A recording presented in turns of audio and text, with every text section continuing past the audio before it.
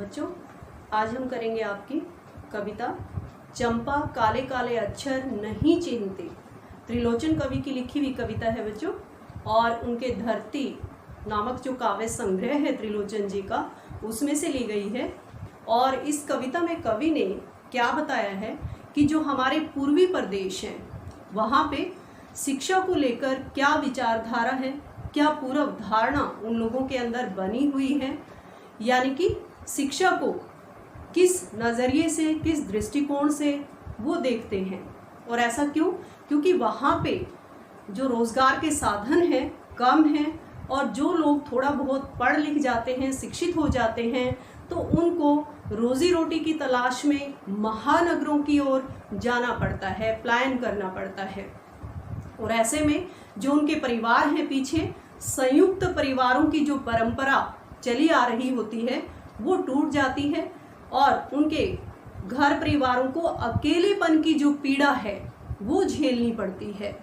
तो ये जो सारी बातें हैं पूर्वी प्रदेशों की, जो अकेलेपन की पीड़ा है और शिक्षा का जो नज़रिया है, इसके ऊपर प्रकाश कवि ने अपनी इस कविता के माध्यम से डाला है। और इसमें चंपा नामक एक ग्रामीण जो युवती है, बाला है, सीधी साधी है, अनपढ़ है, निरक्षर है, पढ़ना लिखना उसको नहीं आता। और जब कवि पढ़ाई लिखाई के बारे में उसको समझाने की चेष्टा करता है तो पढ़ाई लिखाई को लेकर क्या जवाब देती है, क्या विचार है उसके। इसीलिए कविता का जो शीर्षक है बच्चों, चंपा काले काले अक्षर नहीं चिन्हती। अक्षर मतलब अक्षर, चिन्हना होता है पहचानना, अर्थात चंपा को काले काले अक्षरों की पहचान नहीं है। चंपा अनपढ़ है, निरक्षर है, अशिक्षित है, वो पढ़ी लिखी नहीं है। और कवि को पढ़ता लिखता देखकर उसको अचरज होता है, आश्चर्य होता है कि इन काले काले अक्षरों में से किस प्रकार से स्वर निकलते हैं, ध्वनि निकलती है। और कवि जब पढ़ाई लिखाई का जो महत्व है चंपा को समझाने की कोशिश करते हैं, तो चंपा जो है उन सारी बातों को समझ क्यों नहीं पाती। क्यों? क्योंकि चंपा के नज़रिए में, चंपा की समझ में पढ़ाई लिखाई अच्छी बात नहीं है। और वो अच्छी बात क्यों नहीं है? क्योंकि जो लोग पढ़ लिख जाते हैं वो महानगरों में चले जाते हैं, रोज़गार की तलाश में, परिवार पीछे अकेले रह जाते हैं, टूट जाते हैं, और स्त्रियों को, औरतों को, बच्चों को वियोग की जो पीड़ा है वो झेलनी पड़ती है। और इसीलिए चंपा कवि से कहती है कि पढ़ना लिखना अच्छी बात नहीं है। तो कविता के माध्यम से कवि ने किस प्रकार से इन सारी बातों को स्पष्ट किया है वो मैं आपको समझा रही हूँ। देखो, चंपा काले काले अक्षर नहीं चिन्हती। कवि त्रिलोचन जी कहते हैं कि चंपा को काले काले अक्षरों की पहचान नहीं है, अर्थात चंपा पढ़ी लिखी नहीं है। मैं जब पढ़ने लगता हूँ वह आ जाती है। तो कवि कहते हैं कि जब मैं पढ़ाई लिखाई का अपना काम करता हूँ तो चंपा मेरे पास आ जाती है, मुझे पढ़ता लिखता देखती है, खड़ी खड़ी चुपचाप सुना करती है। और जो भी मैं अपनी पढ़ाई लिखाई का, लेखन का काम करता हूँ तो चंपा जो है, जो एक ग्रामीण युवती है, बाला है, निरक्षर है, अनपढ़ है, वो चुपचाप मेरे पास खड़ी होकर मेरी बातें सुनती है। उसे बड़ा अचरज होता है। तो कवि कहते हैं कि चंपा को मुझे पढ़ते लिखते देखकर बहुत ही आश्चर्य होता है, अचरज होता है। इन काले चिन्हों से कैसे ये सब स्वर निकला करते हैं। चिन्ह क्या होते हैं बच्चे? प्रतीक, यानी कि अक्षरों से।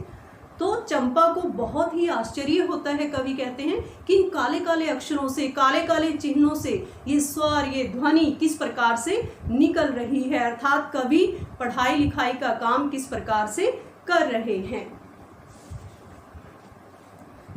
चंपा सुंदर की लड़की है। आगे कवि कहते हैं चंपा के व्यक्तिगत जीवन के बारे में वर्णन करते हुए कवि कि चंपा सुंदर, चंपा के पिता का जो नाम है वो सुंदर है, सुंदर की लड़की है। सुंदर ग्वाला है, और सुंदर का जो काम है, पेशा है, वो ग्वाले का काम करता है, गाय भैंसे पालने का काम करता है, गाय भैंसे रखता है। और यानी कि पशुओं को, गायों को, भैंसों को रखने का काम सुंदर का है।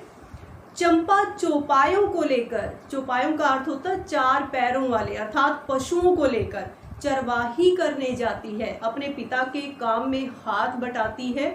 और चंपा भी अपने पशुओं को चराने के लिए खेतों में लेकर जाती है, अर्थात अपने पिता का जो भी काम है ग्वाले का और गाय भैंसे चराने का, उसमें चंपा भी अपनी जो भूमिका है, अपना जो हाथ बटाना है, सहयोग है, वो देती है।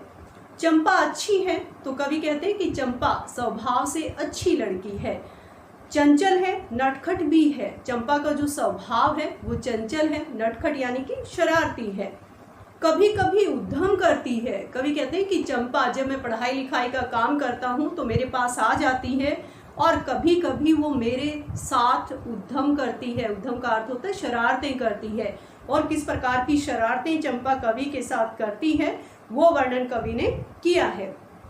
कभी कभी वह कलम चुरा लेती है। तो कवि कहते हैं कि जब मैं अपने पढ़ने लिखने का काम करता हूँ तो चंपा कभी कभी मेरी कलम को यानी कि लेखनी को ही चुरा देती है या छुपाकर रख देती है। जैसे तैसे उसे ढूंढ कर जब लाता हूँ तो कवि कहते हैं कि मैं बहुत परेशान हो जाता हूँ, और जैसे तैसे यानी कि मुश्किल से जब मैं अपनी कलम को लेखनी को ढूंढ लेता हूँ, पाता हूँ अब कागज़ गायब है, और मुझे पता चलता है कि चंपा ने मेरा जो लिखने का कागज़ है वो गायब कर दिया है, यानी कि उसको छुपा दिया है। परेशान फिर हो जाता हूँ। तो कवि क्या कहते हैं कि चंपा की ऐसी शरारतों को देखकर कभी कभी मैं परेशान या दुखी हो जाता हूँ। आगे कवि कहते हैं, चंपा कहती है तुम कागज ही गोदा करते हो दिन भर। गोदना होता है लिखना, कागज कागज।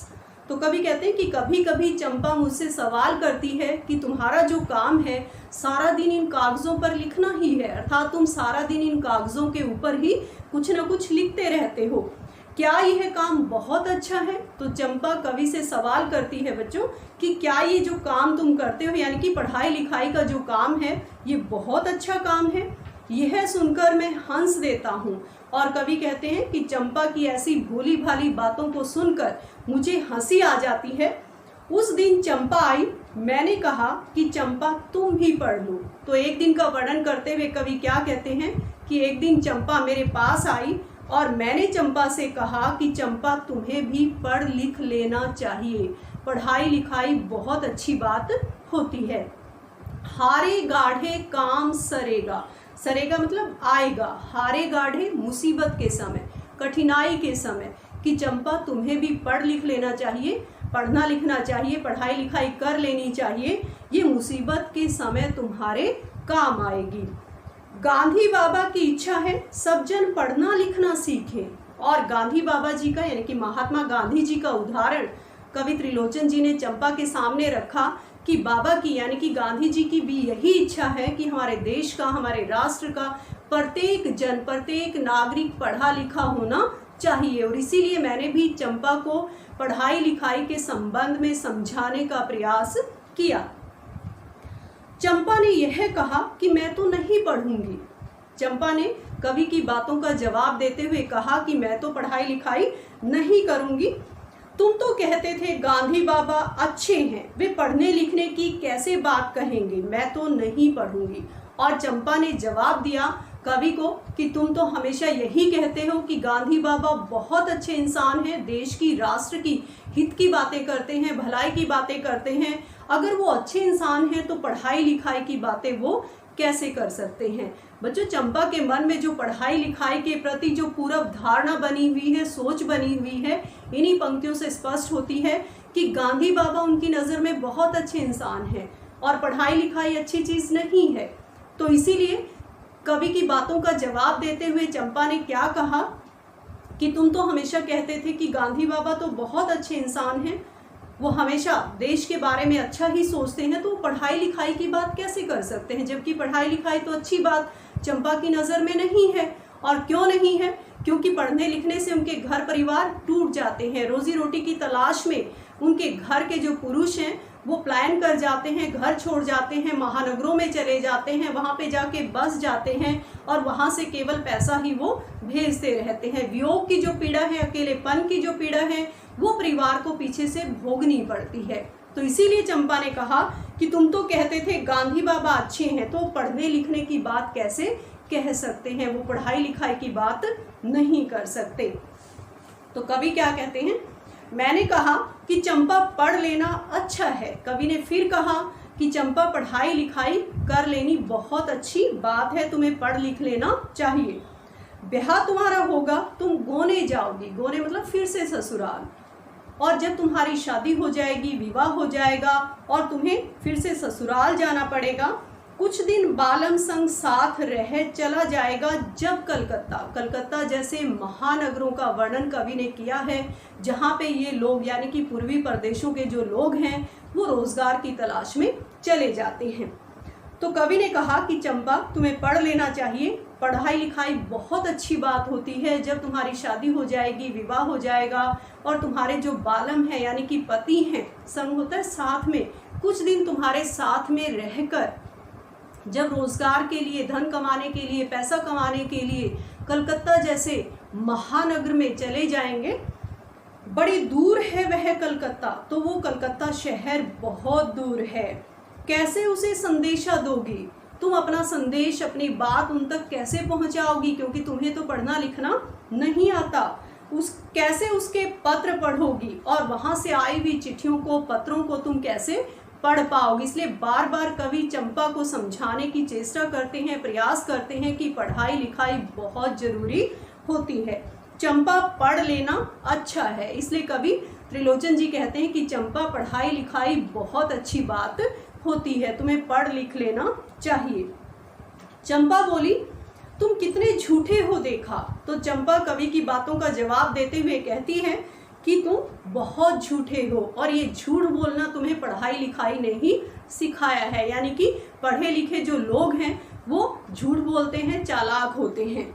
हाय राम, तुम पढ़ लिख कर इतने झूठे हो। तो चंपा ने फिर से आश्चर्य व्यक्त किया कि तुम पढ़े लिखे हो और फिर भी झूठ बोल रहे हो, यानी कि पढ़ाई लिखाई अच्छी बात नहीं होती।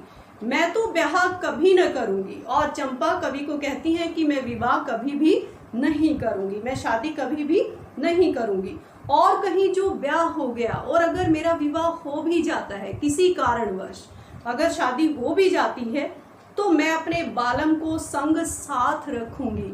तो मैं अपने पति को हमेशा अपने साथ ही रखूंगी, उसको कहीं भी रोजगार की तलाश में जाने नहीं दूंगी। कलकत्ता में कभी न जाने दूंगी। कलकत्ता नगर में या शहर में या महानगर में मैं अपने पति को नहीं जाने दूंगी। कलकत्ते पर बजर गिरे, बजर यानी कि वज्र, बिजली, कलकत्ता जैसे महानगरों पर या कलकत्ता पर चंपा कहती है कि वज्र गिर जाए, उसका नाश हो जाए, वो नष्ट हो जाए। ऐसा चंपा ने क्यों कहा है बच्चों? क्योंकि पढ़ लिख कर जो लोग उनके गांव के यानी कि पूर्वी प्रदेशों के जितने भी गांव हैं, जब वो नौकरी की तलाश में, रोजी रोटी की तलाश में, अपना धन पैसा कमाने के लिए जब चले जाते हैं, तो पीछे जो परिवार अकेले छूट जाते हैं वो किस प्रकार से पीड़ा को भोगते हैं। इसलिए कलकत्ता पर वज्र गिरे कवि ने चंपा के माध्यम से व्यक्त किया है, प्रकट किया है। तो इस प्रकार से चंपा पढ़ाई लिखाई को अच्छा नहीं मानती। कुछ क्वेश्चन बच्चों मैं आपसे पूछ रही हूँ और उनका जो जवाब है आपको कमेंट सेक्शन में जाके देना है। तो सबसे पहले तो चंपा पढ़ाई लिखाई को किसका प्रतीक मानती है, और उसके बाद चंपा के पिता का क्या नाम है, और चंपा कभी कभी क्या करती है, और कवि ने काले अक्षरों को क्यों दोहराया है, काले शब्द को क्यों दोहराया है। थैंक यू बच्चों।